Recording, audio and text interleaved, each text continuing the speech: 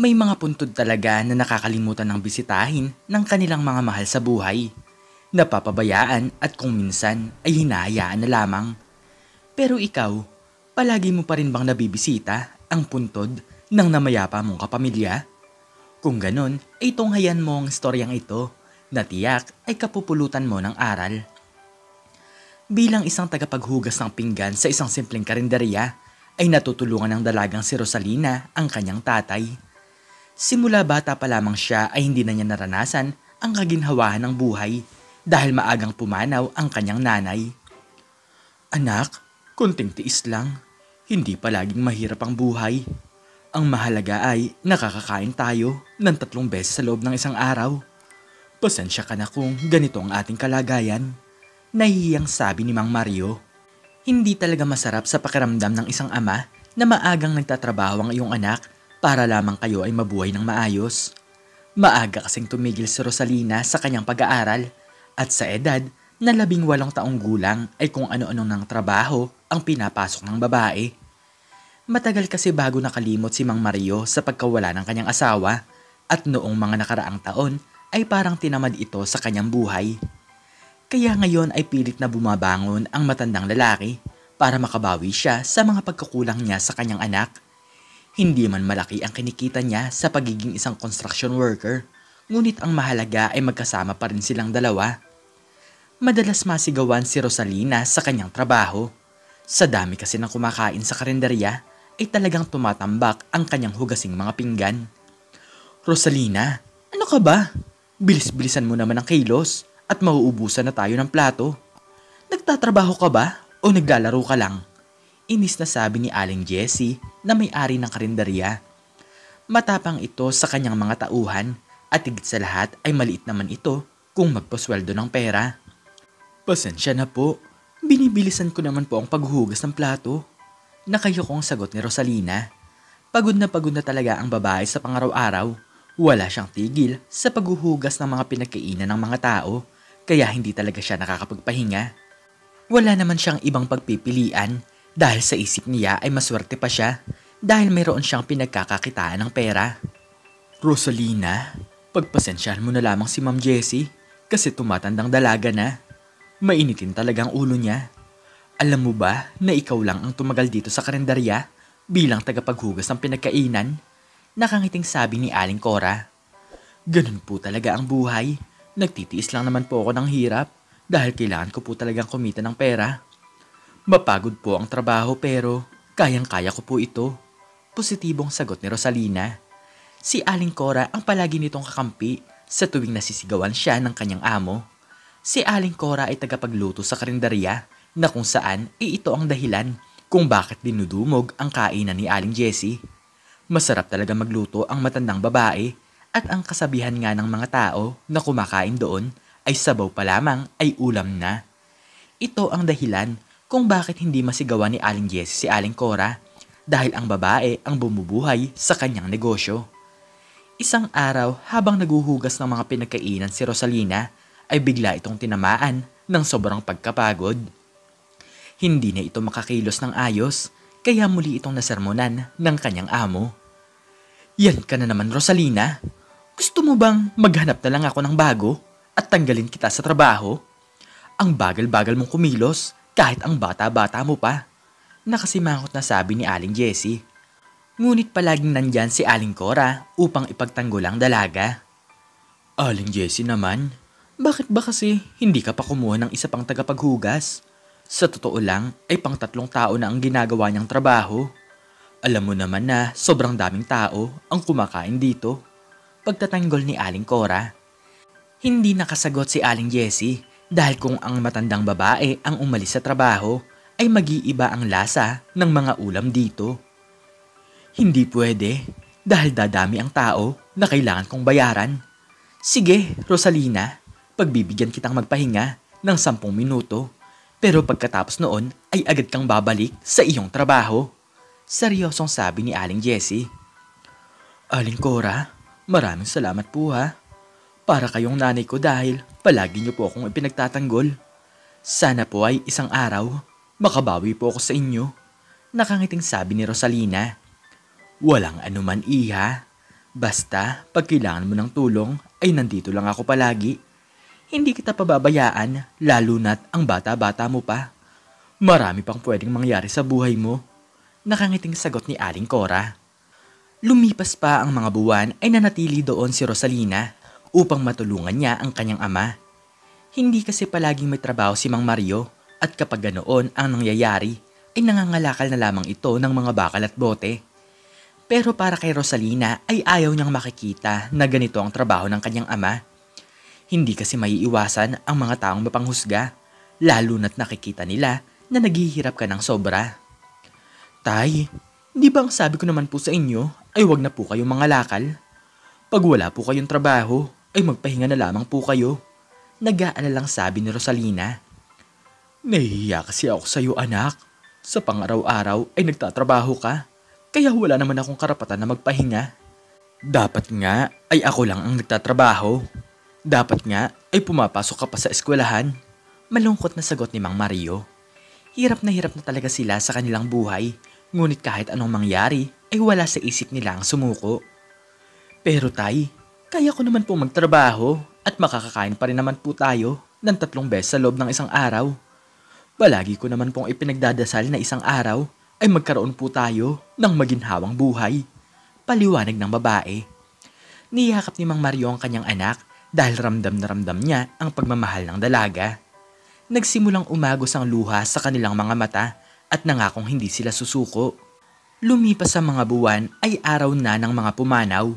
Nagpaalam si Rosalina kay Aling Jessie na hindi muna siya papasok sa kanyang trabaho dahil kailangan nilang linisin ang puntod ng kanyang namayapang ina.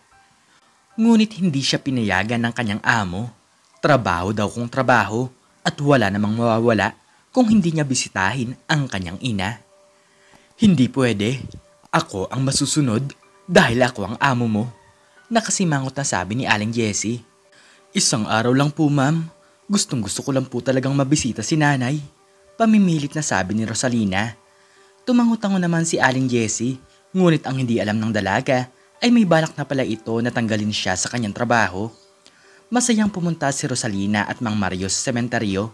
Dala-dala nila ang kapirasong bulaklak at isang kapirasong kandila upang alayan ang namayapa nilang ilaw ng tahanan. Nay, palagi niyo po kaming gabayan. Hindi po kayo mawawala sa aming puso at maraming salamat po sa lahat. Nakangiting sabi ni Rosalina. Kitang-kita ng dalaga ang mga tao sa sementeryo. Ang iba ay naglilinis ng puntod nang hindi naman nila mga kamag-anak, pero nalaman niya na inuutusan lang pala ang mga ito upang kumita ng pera. Magkano naman ang ibinabayad sa inyo sa tuwing nililinis niyo ang mga libingan? Tanong ni Rosalina. Sa isang puntod, minsan ay 1,000. Kaya kung makasampu kami ay 10,000 agad ang kinikita namin sa loob ng isang araw. Karamihan kasi sa kanila ay mayayaman na. Kaya wala ng oras para bumisita. Sagot ng isang lalaki. Nanlaki ang mga mata ni Rosalina dahil 6,000 piso lang ang kinikita niya sa karinderya kada buwan. Nalaman din ni Rosalina na maraming tao ang nagpapalinis ng libingan ng mga mahal nila sa buhay. Kinabukasan ay bumalik na ang dalaga sa karinderya ni Aling Jessie nang bigla nitong makita ang isang babae na naguhugas ng pinggan.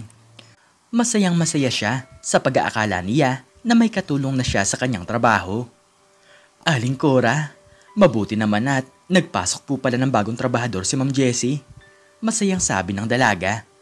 Ngunit nakita ni Rosalina na malungkot ang muka ng matandang babae. Iha, sa pagkakaalam ko ay siya ang iyong kapalit. Nagalit siya sa'yo noong hindi ka pumasok kahapon. Patawarin mo ko kung hindi ako nakagawa ng paraan. Naaawang sagot ni Aling Cora. Habang nag-uusap ang dalawa ay bigla namang dumating si Aling Jessie. Oh, Rosalina, ano pang ginagawa mo dito? Gusto ko lang na malaman mo na tinanggal na kita sa trabaho. Seryosong sabi ni Aling Jessie. Simula noon ay wala ng trabaho ang babae. Bigla namang pumasok sa kanyang isipan na pwede siyang maglinis ng puntod at doon ay kikita pa rin siya ng pera. Simula noon ay ito na ang naging trabaho ni Rosalina. Sa pang-araw-araw ay pumupunta siya sa sementeryo, dala-dala ang walis at mga panguskos. Lumipas ang 2 buwan ay mayroon na siyang mga suki. Sa loob ng isang buwan ay kung minsan, 8 tao ang nagpapalinis sa kanya, kaya kumikita naman siya ng 8,000 piso. Hindi sa mga araw-araw ay meron siyang trabaho, ngunit mas malaki ang kinikita niya dito kaysa sa kanyang dating trabaho. Isang araw ay napansin ng babae ang isang puntod na sobrang dumi. Tinutubuan na nga ito ng mga damo at tigit sa lahat ay walang bumibisita dito. Naaawa talaga si Rosalina dahil sa tingin niya ay wala nang pakialam ang mga kamag-anak nito. Danilo, wala bang nagpapalinis ng puntod na to? Mukhang sobrang tagal na nitong hindi binibisita ah. Tanong ni Rosalina. Naku, tama ka. Sa loob ng 8 taon kong nagtatrabaho dito, ay wala pang bumibisita dyan. Kinalimutan na ata yan ng kanyang pamilya. Sagot ng lalaki. Sinimulan itong linisin ni Rosalina dahil naaawa talaga siya dito. Tinanggal niya ang mga damo at pininturahan niya ito ng bago dahil may natira pa naman siyang pintura. Namitas siya ng mga bulaklak upang maging maganda naman ang libingan nito. Ano ka ba, Rosalina? Huwag mo nang pag-aksayahan ng oras yan dahil wala ka namang kikitaing pera dyan. Hayaan mo na yan dahil hindi mo naman siya responsibilidad, sabi ni Danilo. Hayaan mo na, hindi naman nasasayang ang oras ko dahil tapos na naman ako sa aking trabaho. May hinahang sagot ni Rosalina. Ngunit tuwing napapansin ni Rosalina na madumi na ang libingan, ay agad niya itong nililinisan kasabay ng puntod ng kanyang ina. Lumipas pa ang 2 taon ay hindi pa rin ito nakakalimutan ng babae. Ipinagtitirik na rin niya ito ng kandila at nilalagyan niya ng kapirasong bulaklak. Pinagtatawanan na nga siya ng ibang mga tao nang dahil sa kanyang ginagawa. Nagsasayang lang daw siya ng oras sa wala at nagsasayang lamang siya ng pagod. Isang araw ay araw na ulit ng mga namayapa, kaya muli itong binisita ni Rosalina at pininturahan niya ulit ito ng bago. Isang babae ang pumunta doon, ngunit nagtataka ito kung bakit malinis ang puntod ng kanyang namayapang tatay. Agad nakita ng babae si Danilo, kaya tinanong niya kung sino ba ang naglilinis noon at nagdadala ng kapirasong bulaklak. Pwede bang magtanong, sino ang nagpipintura nito? At bakit naman may mga bulaklak dito? Tanong ng mayamang babae. Nako, si Rosalina po. Sa totoo lang po ay palagi niya pong nililinis ang puntod na yan kahit hindi niya naman po kakilala. Ewan ko nga po sa kanya kung bakit pa siya nagsasayang ng oras sa taong hindi niya naman kilala. Natatawang sagot ni Danilo. Ang hindi alam ng lalaki ay ito pala ang anak ng taong nakalibing doon. Gustong gusto nito na makita si Rosalina dahil sa loob ng 12 taon ay hindi niya ito nabibisita. Ang inaasahan niya ay madumi na ito, ngunit hanggang ngayon ay mukha pa ring bago. Naku ma'am, mag-ingat po kayo dahil basa pa po ang pintura, paalala ni Rosalina. Ako nga pala si Sonia at ako ang anak ng taong nakalibing dyan. Maraming salamat. Nagsisisi talaga ako dahil nakalimutan ko na ang aking tatay nang dahil sa aking yaman. Pero masayang masaya talaga ako dahil meron palang tao ang bumibisita sa kanya. Nakangiting sabi ni Mrs. Sonia. Sobra-sobra talaga ang pasasalamat nito kay Rosalina at nangakong bibigyan niya ito ng gantimpala. Dati palang mahirap ang babae, ngunit ngayon ay sobrang yaman na, kaya hindi na nabibisita ang libingan ng kanyang ama. Isinama ng babae si Rosalina sa kanyang tirahan. Malayo-layo ito ngunit nangako ito na magugustuhan ng babae ang ibibigay niya dito. Rosalina, ano nga pala ang gusto mong trabaho? Bibigyan kita ng maayos na trabaho, yung kikita ka ng malaking halaga. Tanong ni Mrs. Sonia. Sa totoo lang po ay gusto ko pong magkaroon ng isang simpleng karinderya. Alam ko pong malaking halaga yon pero kayo na po ang bahala kung ano po ang ibigay niyo sa akin. Hindi naman po ako naghahangad ng kapalit. Nahihiyang sagot ni Rosalina. Ngunit agad itong tinupad ni Mrs. Sonia. Ipinagpatayo niya ito ng karinderya, ngunit hindi ito simple. Malaki ito at higit sa lahat ay kumpleto na sa kagamitan. Wala ka nang ibang gagawin kundi ang ito ay simulan. Binigyan rin siya nito ng 200,000 piso upang pasimulang puhunan. Hindi talaga makapaniwala si Rosalina sa mga biyaya na kanyang natatanggap. Akala niya ay isa lamang itong panaginip, ngunit ito ay magandang katotohanan. Sige na Rosalina, Maraming salamat sa pag-aalaga kay tatay. Marami akong pagkukulang sa kanya pero nang dahil sa'yo ay nabawasan ang pagsisi na aking nararamdaman. Nakangiting sabi ni Mrs. Sonia. Simula noon ay maganda na ang trabaho ng babae. Kinuha din ito si Aling Cora bilang tagapagluto sa kanyang karinderya.